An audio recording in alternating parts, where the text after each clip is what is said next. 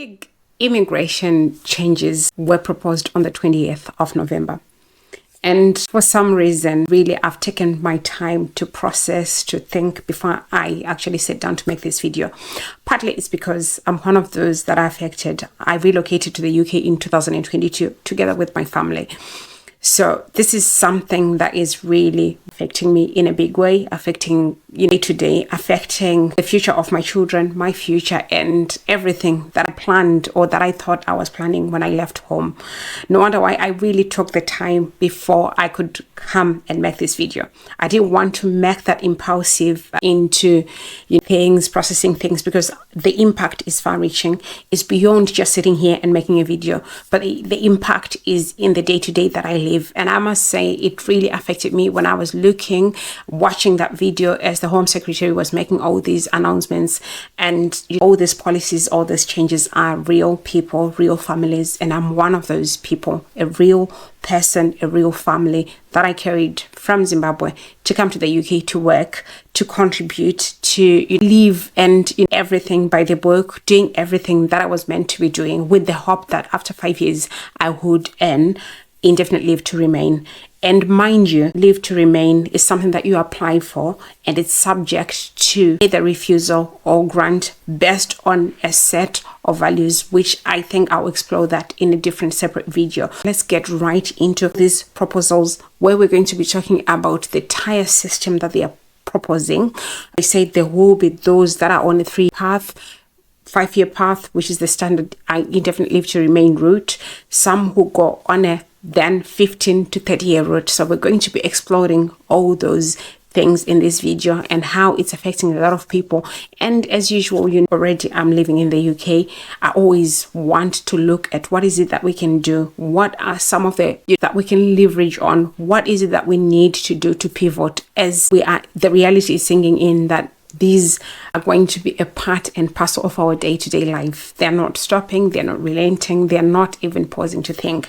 And mind you, before I get into this video, I want to share with you that for me, when I look at it, this is more of politics at play. This is somebody doing their job as a politician, and they're not there to think about you as a person, or about you as a caregiver, or about you as a family person. So let's get right into it. So on 20th of November 2025, the Home Secretary published a document that they called the End Pathway to Settlement.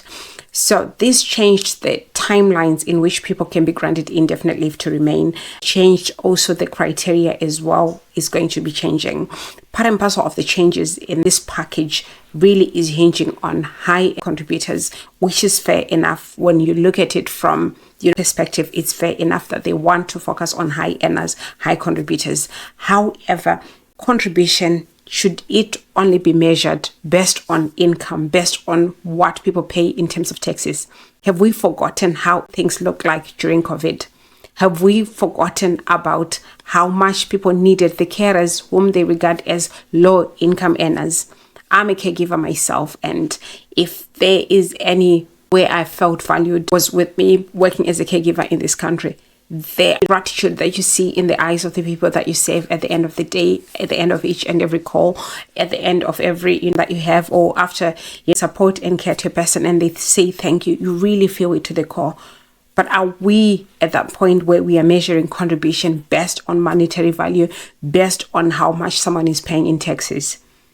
Also, part and parcel of the criteria that is in this new package that they're proposing is the fact that if somebody has come to the country illegally, then they will not be eligible for settlement, which is fair enough. I'm someone who relocated legally, and I'm always advocating for people to do things the right way, no shortcuts, no coming through the back door. So fair enough, I do agree.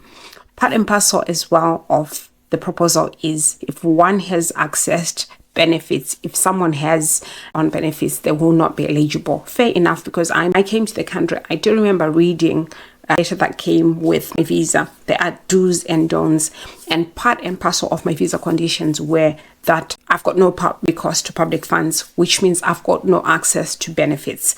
And the fact that millions came, especially legally, to the country under the circumstances means they are aware. Most of these people are aware of the do's and don'ts of their visas. So it's not like, oh, there's people that came to work, people that are on a skilled worker visa. They are doing what they came to do. They are working, they are paying taxes, they are not accessing public funds. So, which is so heartbreaking when they're constantly being hounded and persecuted by policies that are introduced every day. And I see a lot of politics playing out in front of us, and I see now you're being used as a tool.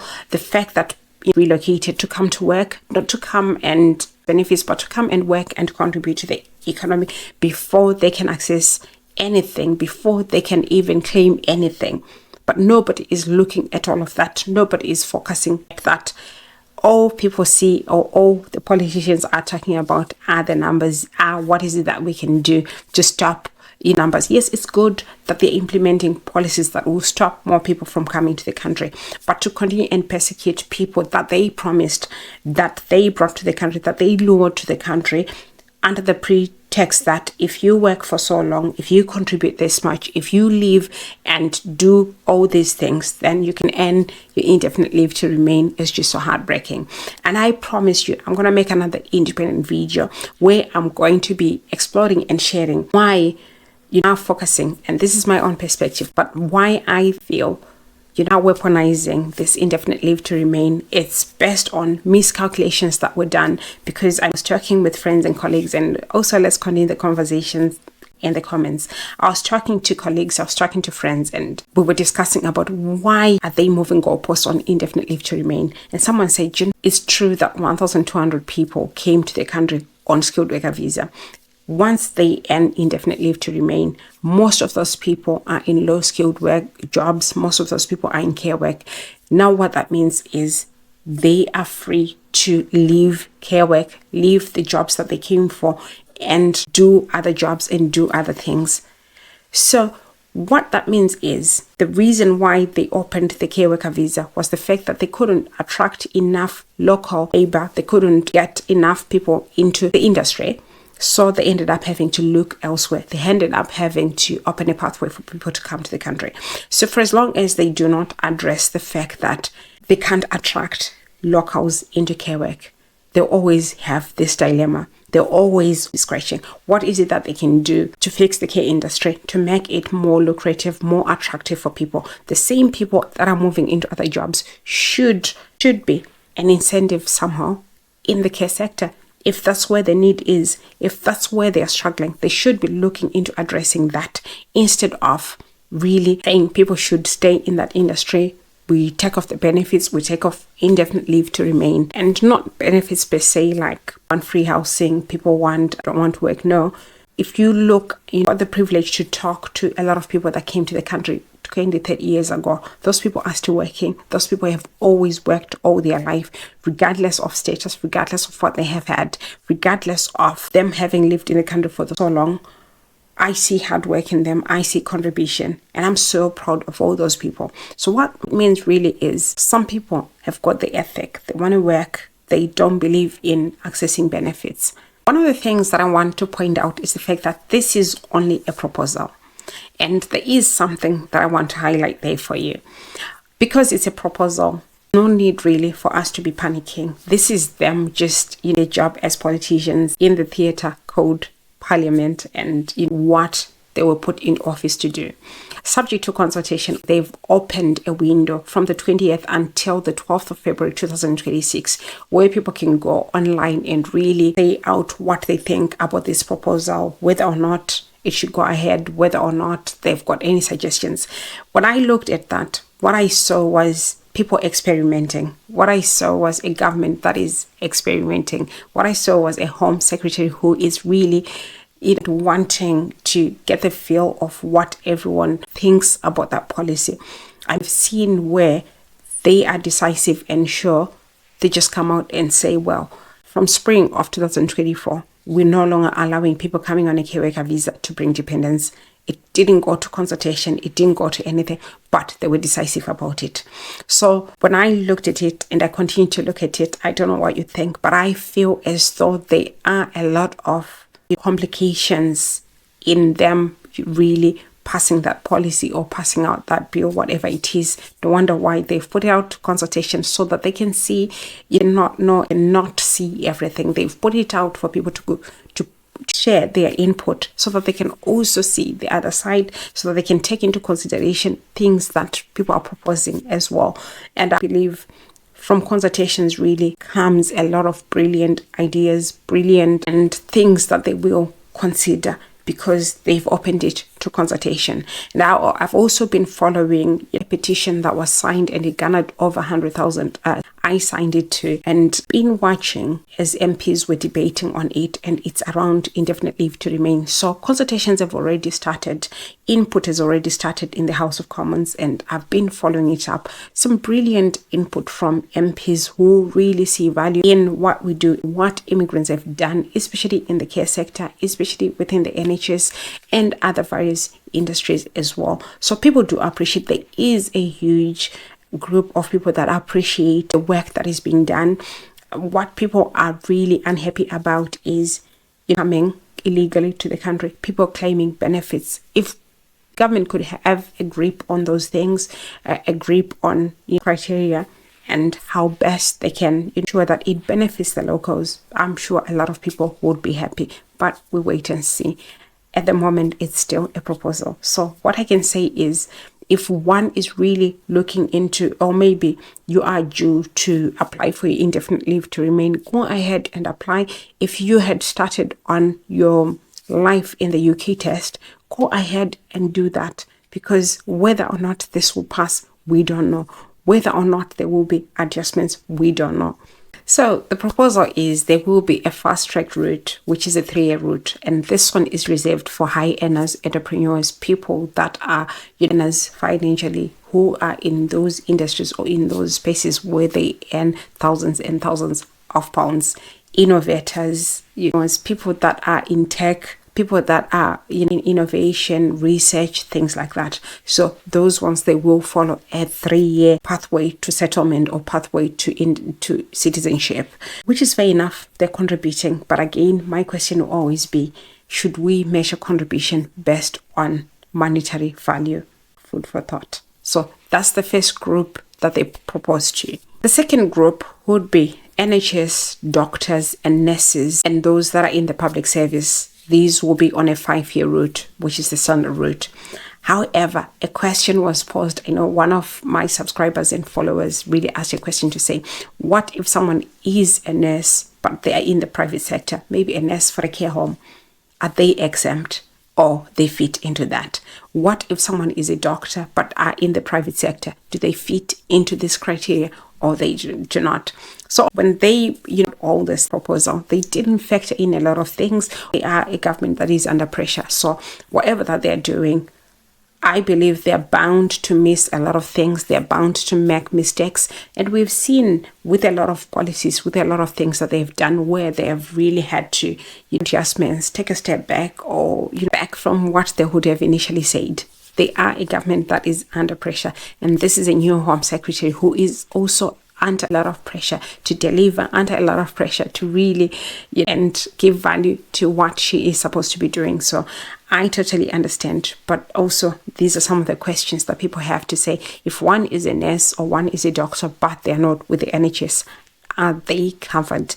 Are they also under this 5-year route? It's to be seen. Again, is subject to consultation. Also, some of the things that I want to highlight is the fact that if anything is to be implemented, definitely it won't be this year.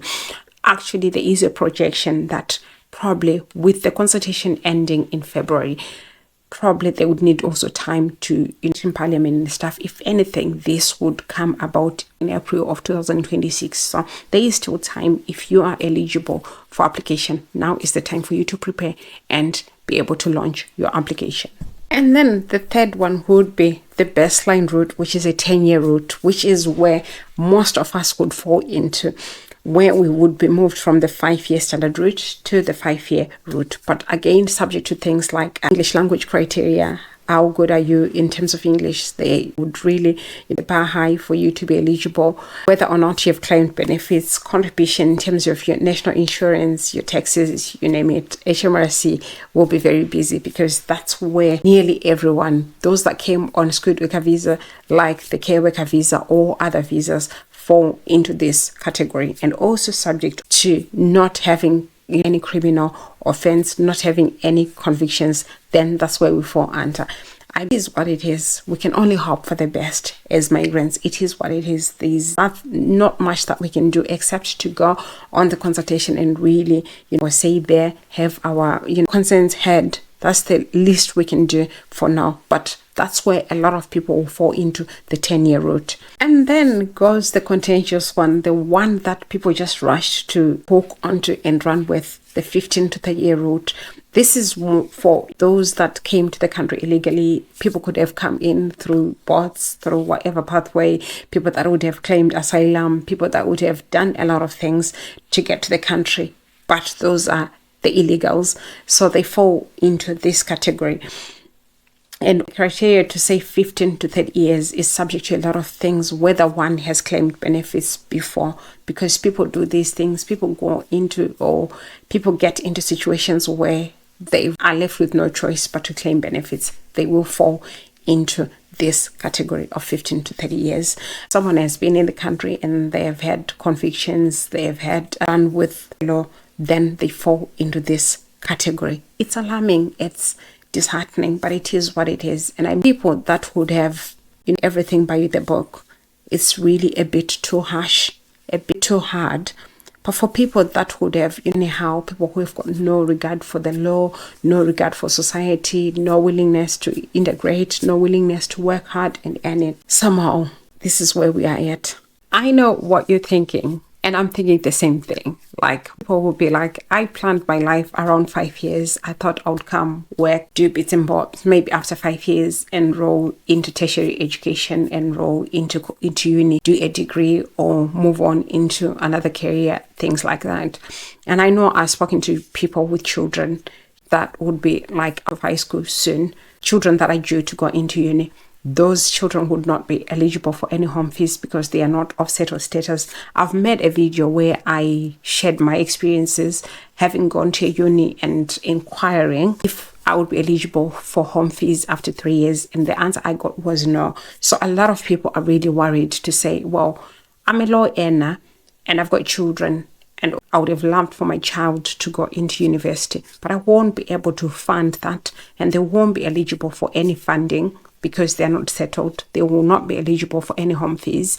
And it's heartbreaking. What will happen to all those people? What will happen to all those children who have got so much potential, who, when you do remember when I was making the decision to relocate, part and parcel of why I was doing it for my children, I was wanting to really build a future for my children. But is there a future to build on when day in, day out, there are these immigration laws that are being passed, immigration policies and that are so anti the future that we dreamed about, and so anti whatever that we planned for our children, whatever that we planned even for ourselves as well. These are the questions that are on everybody's mind. I've seen messages on WhatsApp groups. I've had people reach out to me. There is a really huge outcry.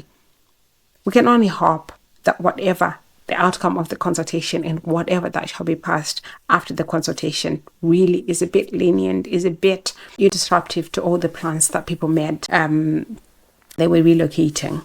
However, there is also a political outcry with NGOs, unions, and other stakeholders really so opposed to these harsh proposals, harsh policies that have been implemented in the past year to a year and a half. There's been like after policy, which is so anti-migrants, so anti-skilled workers, so anti, especially those that are in the care sector, probably because the visa drew a lot of people into the country, but nobody is looking at what those people came to do, the value that they are providing, the gaps that they are filling in the industry. So there is a political turmoil that is really brewing, and these people will be there to really, those things.